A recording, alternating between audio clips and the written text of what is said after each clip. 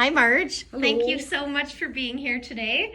So we are doing this interview because of Seniors Week, of course, and we have our Hobbies and Seniors Spotlight.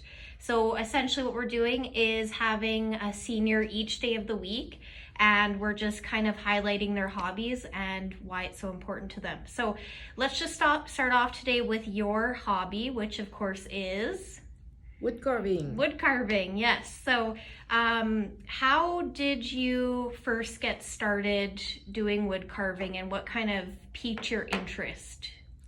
I was raised on a farm, Okay. and my dad always used to carry a jackknife. And I used to be fascinated by this jackknife, and I would ask him why, and he would pick up a chunk of wood and he'd peel off something and make me see what he was doing. Mm-hmm. And I wasn't very old, but he let me hold it once in a while. And once I figured out how to pull the blade out. And then he gave me heck because it was sharp. Mm-hmm. But he did show me how to use it on a piece of wood. And once we were in the barnyard and I was right by a fence post. Mm-hmm. And I took his knife that I'd been holding and I was able to peel down, and this piece of wood came off. And I was maybe 6, 7 years old. I don't recall if I was in school or not. It was nice warm weather, so I don't think I was in school anyway. Yeah. But it was then that I was quite fascinated with the feel of what wood was like under a blade.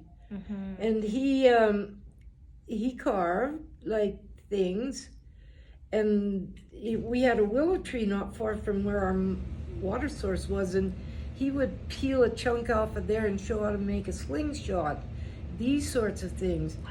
And then I would got interested in making more than that, and he had this old piece of wood that was easy to carve for him. Mm-hmm. And he gave me a chunk, and then he let me use his knife a minute, and then I'd hand it back and he'd show me another blade stroke. Mm-hmm. And that's how I got interested and I got started. I learned from a good person. Yeah. And would you say your dad was very talented with this to begin with? Yeah, he was talented in a lot of things. He was talented in music too, and I learned a lot of music from him. But it was, when it comes to wood carving, it was sort of private. We could be sitting outside and just, it was, he was Kind of bond together. very much so. Yes. I'd been sick as a youth, and Okay. I couldn't do a lot of things other kids could, Mm-hmm. but I could carve. And Yes, that was one thing. he gave me a jackknife then when I was a little older, Okay. and I remember quite I was never supposed to carry that, but I did anyway. And I remember in school having it in my hand, and it would always be in my hand in my pocket. And I took it out and I was showing the kids in the back, out by the teeter-totters, that I have this jackknife. Yes. And look at what I can do with it. Yes. And the teacher caught me, and she took it away from me. And I cried all the way home, and I told Dad what had happened. And the teacher the next day told me I could have it back, but not to carry it. And my dad had come to school with me that day, and he said to her that was just, he apologized for me doing it, but he said it was a hobby. And that's when I learned what hobby meant too. Mm-hmm. Now, Dad was pretty generous with his time at that time, and he actually said that he had would let me show the teacher what I could do. Mm-hmm. And he took out his knife and he took out a bar of soap, and he told me to show her what I could carve. Mm-hmm. Well, I'd used soap before, so I just took the bar of soap, and I had my knife, and I had a piece of cloth that I wrapped around my thumb, Mm-hmm. and I used that to show how I could cut up on the bar of soap. Ah. And on that particular time, I just carved down, I got a curve, and then I rounded the edge a little bit, and I showed her. Mm-hmm. And then Dad taught the other kids at school. It got to be a thing that we could do every second or third Thursday of the month. Wow. Frank would be, Mr. Little would be in, and everybody would have a bar of soap, and their mom and dad and stuff could come if they wanted. Okay. But basically, that was bring your mother's paring knife, because not everybody had a carving knife. Oh, yeah. But that's how the kids at school got to respect it. That's how the teacher understood where I was coming from. And that's how I understood not to carry it around and not to show off. And Right. but I wasn't fearful of it.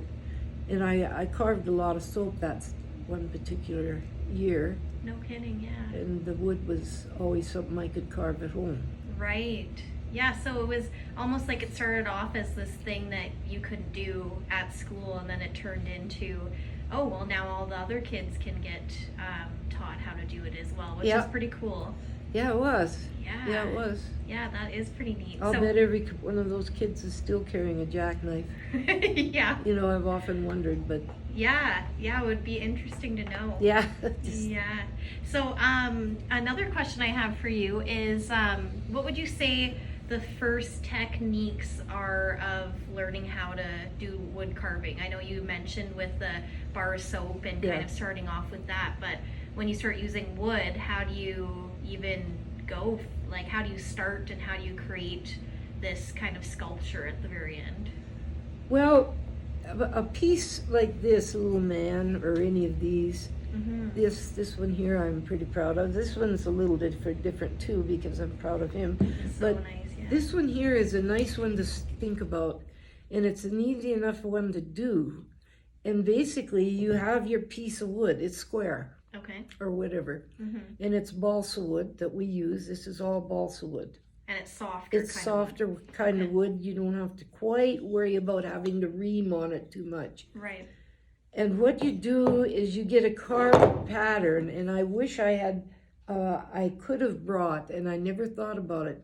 I have a couple that are standing where I do carve at home, and they are just carved or cut, and they look rough and just like pieces. Right. And what I have to do then, after I have that, at that stage, that's a cutout, they call. You can buy cutouts. Oh, okay. But it's usually what you get is you buy the wood and you get somebody that's got the right kind of a saw, which I don't have. I always beg, borrow, and steal, and somebody will help me out. Yes. But you get them to cut it out into that rough out stage, and then that's when you open your jackknife and you start going down on the edges. You look at the picture that you might have of what you want to carve, and you carve and you work at it. And you work piece by piece around and around. Yes. And down and back and forth. And then you get to the nice, easy things.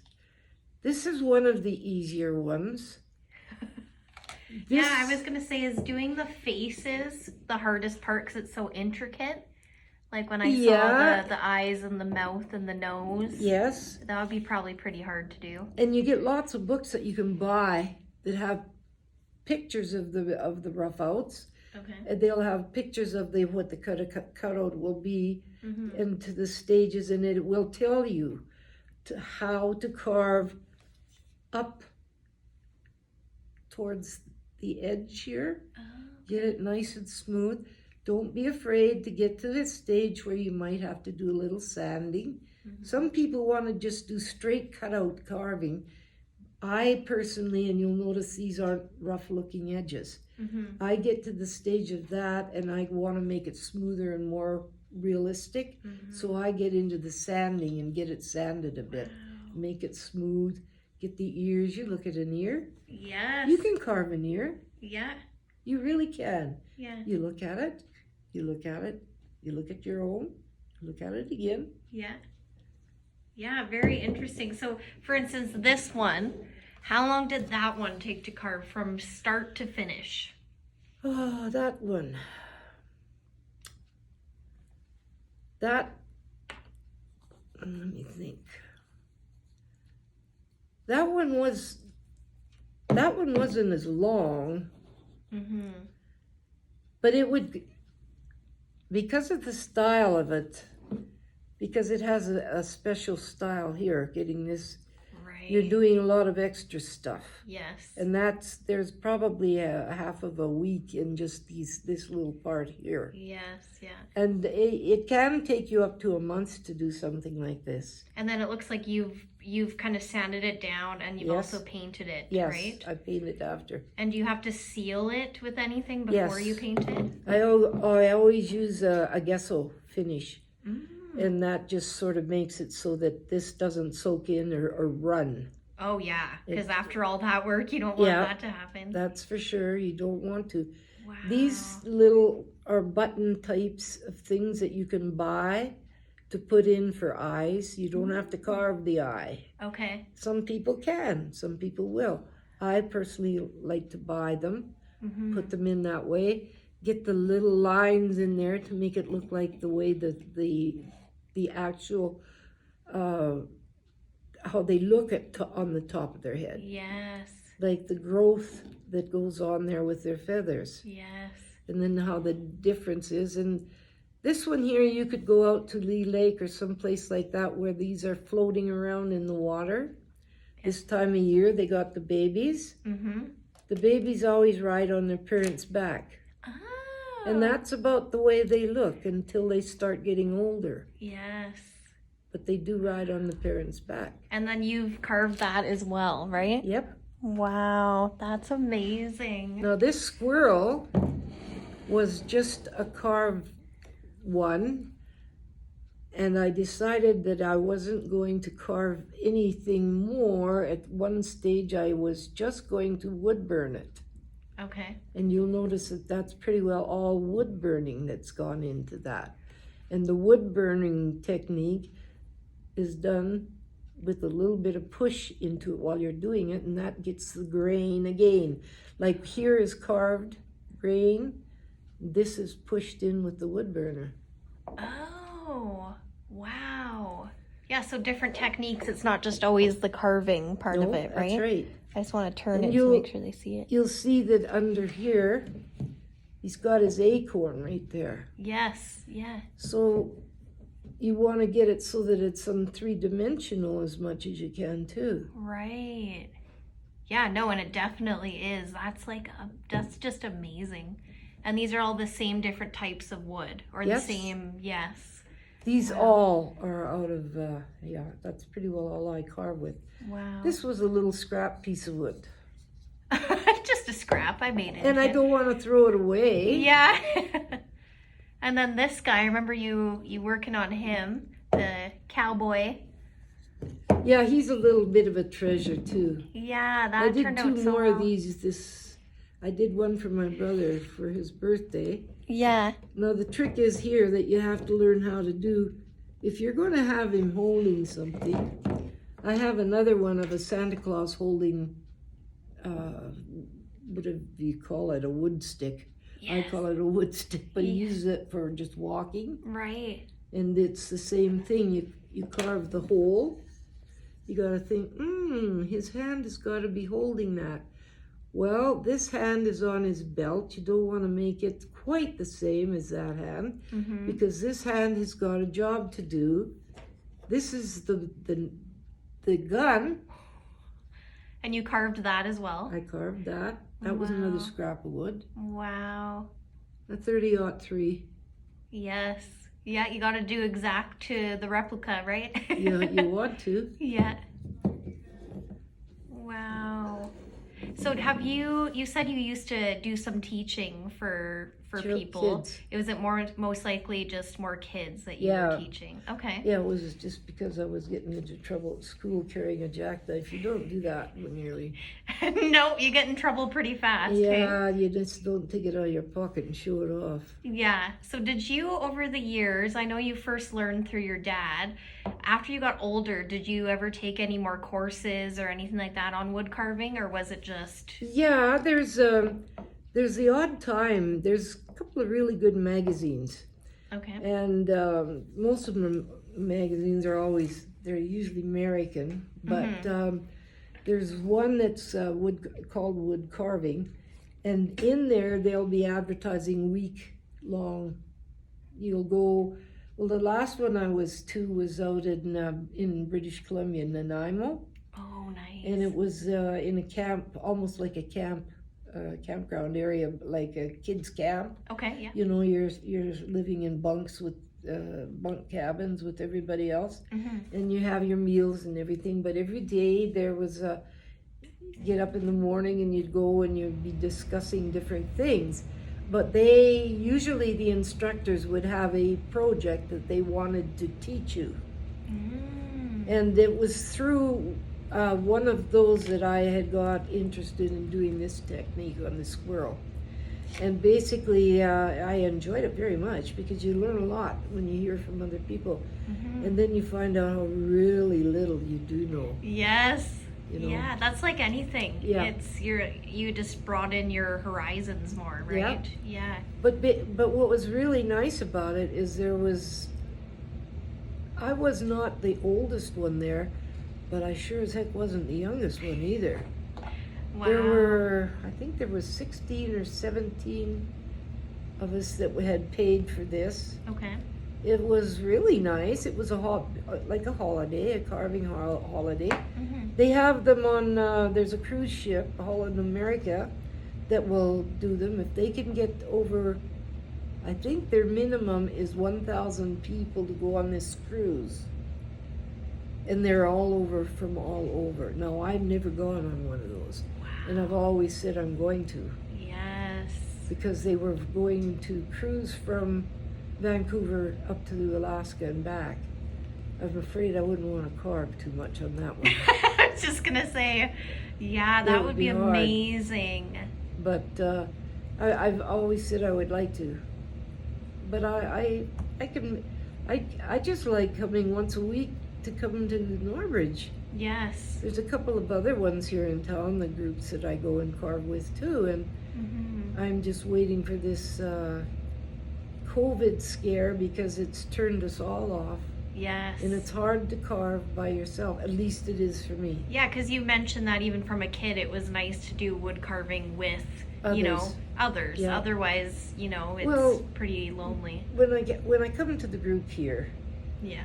you don't know anybody. At least I didn't when I first started here, and all of a sudden you know everybody that's in that group, and you're lending stuff to them, you're borrowing stuff from them, you're reading books that they have, you're lending them your books. You get all these different techniques, and there's one fellow in here, and he is just gifted every way you look. He has done a snake. Oh, I remember that one. Yeah, tell them about that. Yeah. Remember I took it apart? Yes. He put it in front of me, and I knew it all came apart. And I'm thinking, why is he doing, and what am I supposed to do? Does he want me to do this?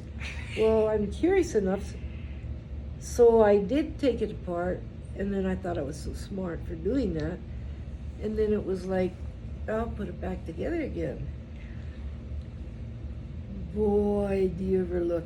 And that was one of the biggest pleasures, and it was hard work. I didn't have to do anything except observe. Yeah. And work it back and figure out what fit where and why. And that I was... look at this and I have to figure out what to cut, where, and why. Yes. I have to cut this right here like this because that's the way his eye is. That picture told me so. Yes. Whereas the snake you're talking about, just so everyone knows as well, that was kind of like a snake that could actually obviously move. Wiggled back and forth, and it was also like a puzzle to try and put it back together. That's right. And that was all through wood carving as well, piece by piece. He carved that whole thing. Wow. And I think he's done more than one. I know he has. Yes, I remember him saying that. Yep. Attention to detail, and especially wood carving, it's a gift. Whole nother level. Yeah. It's a gift. Yeah, it is. Some people paint. I do. I paint after I've carved them. Yeah, exactly. You do both, the carving and the painting. Yeah. So what would you say that you enjoy the most about wood carving? Is it kind of the social aspect, or is it the kind of combination of everything? It's a combination. It's even who's going to pay for coffee. Yes. You know, it's a bond that you have with others. Mm-hmm. I miss them all. Mm-hmm. I miss watching. I love to watch the others. Mm-hmm.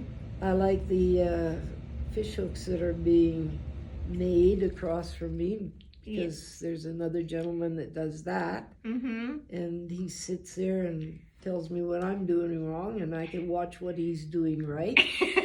And you would know that because you were trying to learn to do that. Yes, yeah, and I did learn some fly tying and just the camaraderie I know personally just in that group here at Norbridge for wood carving. It's definitely like the social, but it's also the sharing each other's experiences and getting feedback and all that stuff. So it does create definitely that connection, right? Yeah, it is. And the fear of being a new learner, it shouldn't be there at all. There should be no fear because there is such a bond. And there is the generosity of people all the time wanting to help you out. The carving tools are not the dullest thing in the world. Yeah. I remember first seeing those and I was like, wow. They're all made for different reasons. Oh, that's right. Yep, maybe we should put the glove back on. Yeah, I have a glove. Yeah, we'll show everyone that when you're doing the carving. Yep, this is what I wear. This is like what a butcher wears. Yes. And you get your knives sharpened all the time, right? I do them myself most of the time. Okay. But if I have any trouble, there's a person here in town that's been able to help me a lot. Oh, good. This one here is probably the one I use the most. But there's reasons to have different ones. There's one. That's that knife before it gets used as much. Yes. This has been sharpened so many times. Yes, you can see that one. Wow. And why do you have any specifics that you really like using over others, or it just depends on what you're doing? I like yes, I'm fussy. Yeah. I like these flex cut. They are an excellent. Originally were made in Switzerland.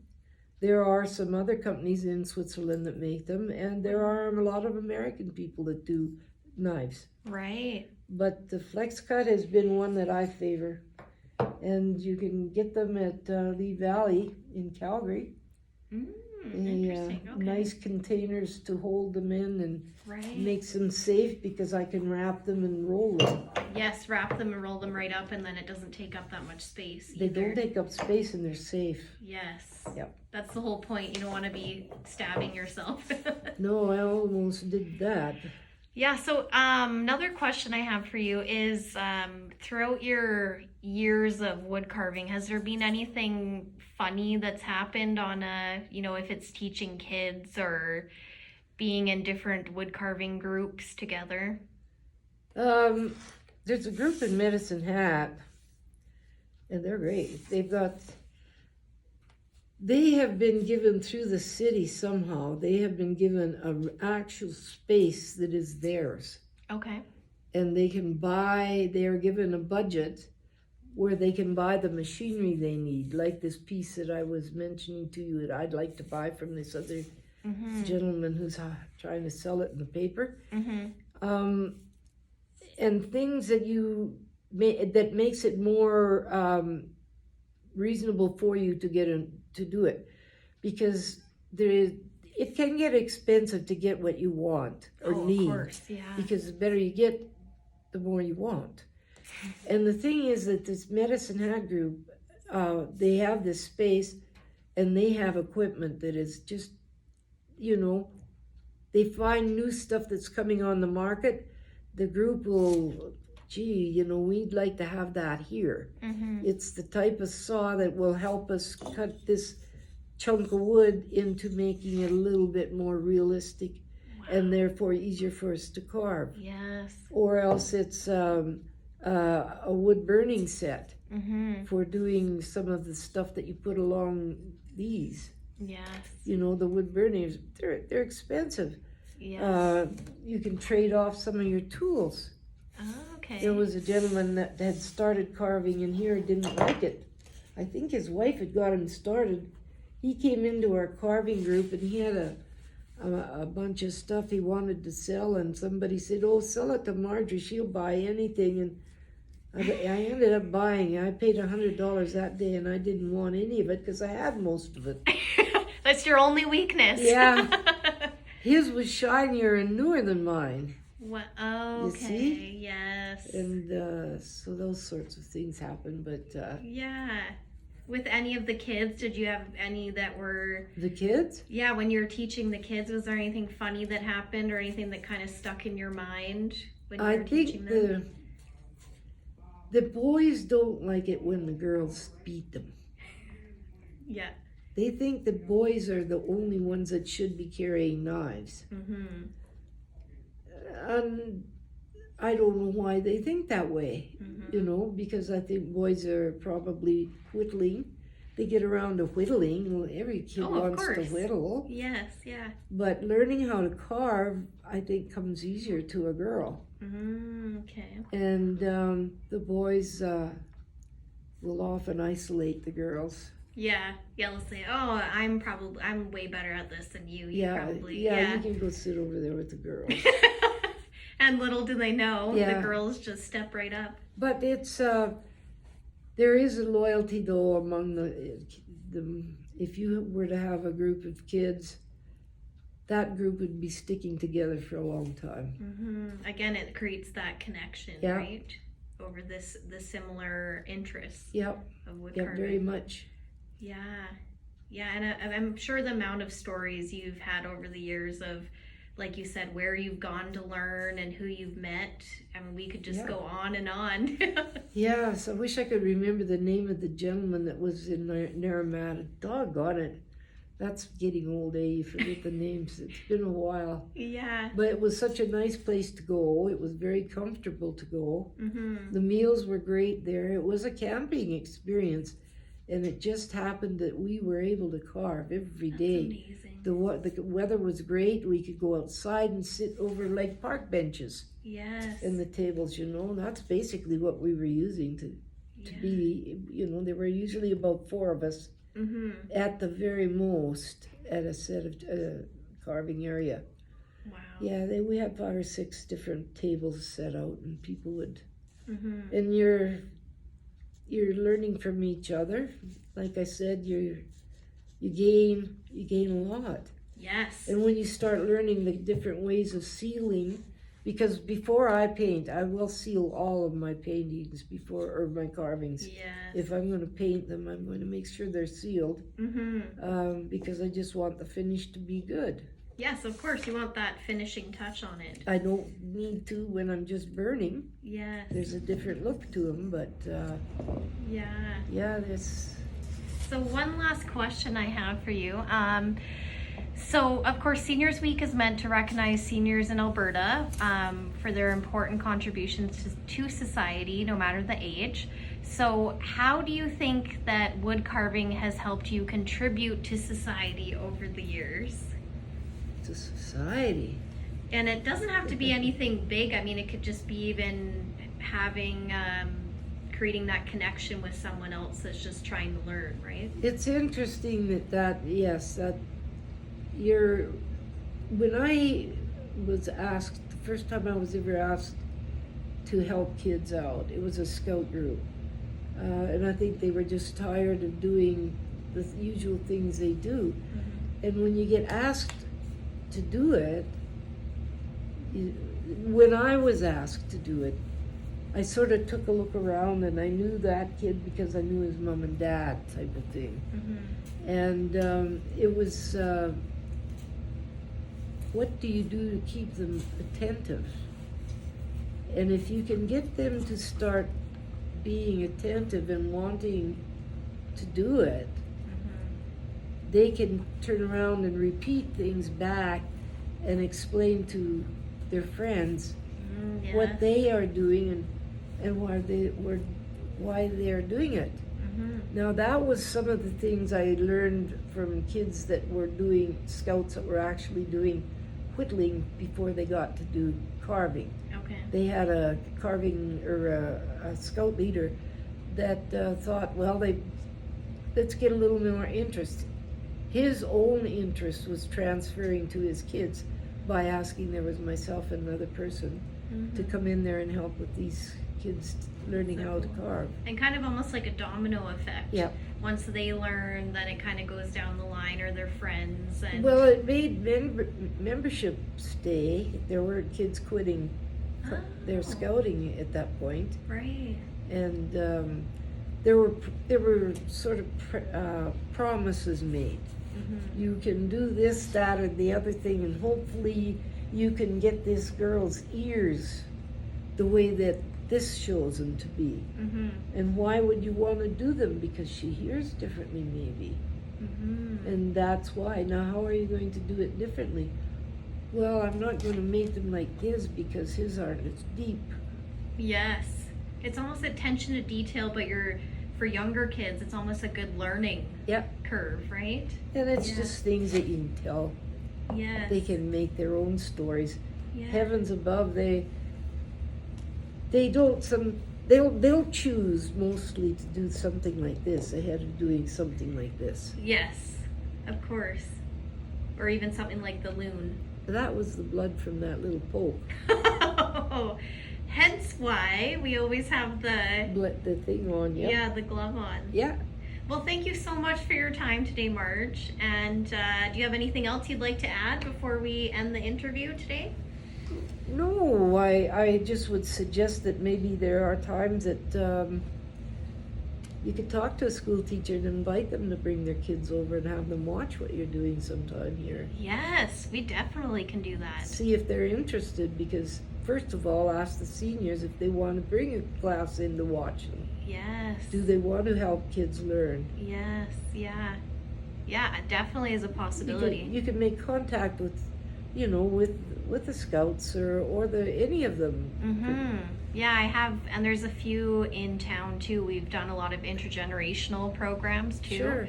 So it Reading could be is one that's and even it could just be more so around like just wood carving and just observing right at the beginning. So yeah, I'll definitely keep that in mind. And if it happens that can make to make it easier for the seniors to accept, have them come up with an idea of what might be a good thing that they should teach them to do to make them learn off the bat, and then be prepared to supply, hey, well, I'm going to have 6 kids in here, or 4 kids, and we're going to help them. Maybe it's only 1 or 2.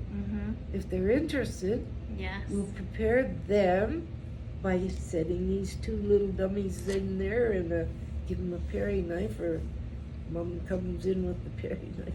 I'll never forget. There were a lot of mothers that didn't want their paring knives used for carving. Yeah, they're like, I'm not going to give my child that. But yeah, I think we could definitely do something in the future with that. Yeah, it's got the potential. Yeah, awesome. Okay, sounds good. So I'm just going to... Well, thank you for the Yes. pleasure I've had to brag. Thank you very much.